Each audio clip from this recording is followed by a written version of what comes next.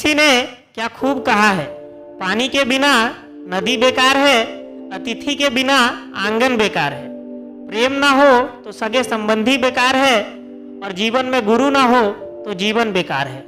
Hello दोस्तों, मेरा नाम है राहुल और आज की कहानी गुरु की महानता के ऊपर होने वाली है, तो कहानी में लास्ट तक बने रहे। बहुत पहले की बात है, हिमालय की पर्वत शिखरों पे एक महान साधु रहा करते थे। वो बहुत ही ज्ञानी और शांति प्रिय थे। उनके पास दूर दूर से लोग शिक्षा लेने आया करते थे। एक बार उनके शिष्यों ने उनसे पूछा, गुरुदेव, जब आप इतने महान हैं तो आपके गुरु कितना महान होंगे?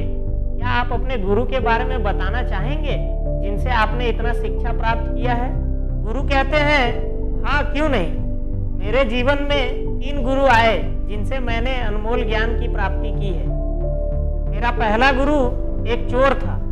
उनके शिष्य चोर सुनते ही चौंक जाते हैं और कहते हैं, चोर? ये कैसे हो सकता है? आप मजाक कर रहे हैं ना? गुरु कहते हैं, नहीं, मैं सच बोल रहा हूँ। एक रात मैं एक गांव से गुजर रहा था। रात काफी हो गया था, सोने के लिए मैं कोई आसरा ढूंढ रहा था। तभी मेरी नजर एक आदमी पर पड़ी जो किसी घर की दीवार पर सुरंग बनाने की कोशिश कर रहा था। तभी मैंने उससे कहा, महोदय, क्या मुझे रात गुजारने के लिए कोई आसरा मिल सकता है? तब वो बोलता है, हाँ क्यों नहीं, आप मेरे साथ रह सकते हैं, लेकिन मैं एक चोर हूँ। मैंने कहा, जी कोई बात नहीं, मैं एक सन्यासी हूँ, मुझे इन बातों से कोई फर्क नहीं पड़ता है। और फिर मैं उसके साथ उसके घर रहने चला गया। कुछ दिन मैं उसके साथ उसके घर में ही रहा। वो चोर बड़ा खुश मिजाज था। कभी वो चोरी करने में सफल रहता और कभी असफल, लेकिन असफल होने पर भी वो कभी दुखी ना होता। अपने घर आकर आसमान को देखता हुआ सो जाता था। वो एक मस्तमौला इंसान था। अपने जीवन में कभी निराश न होने की सीख मैंने उसी से लिया है। मेरा दूसरा गुरु एक कुत्ता था। तभी उनके शिष्य बोलते हैं, कुत्ता? हाँ, एक कुत्ता। उस कुत्ते को बड़ी प्यास लगी थी। जब भी वो नदी में पानी पीने जाता, पानी में पड़ी खुद की परछाई देख भाग जाता था। लेकिन जब उसका प्यास बहुत बढ़ गया, तब उसने हिम्मत करके पानी में छलांग लगा दिया। छलांग लगाते ही परछाई तो गायब हो गई, लेकिन वो पानी में डूबने लगा।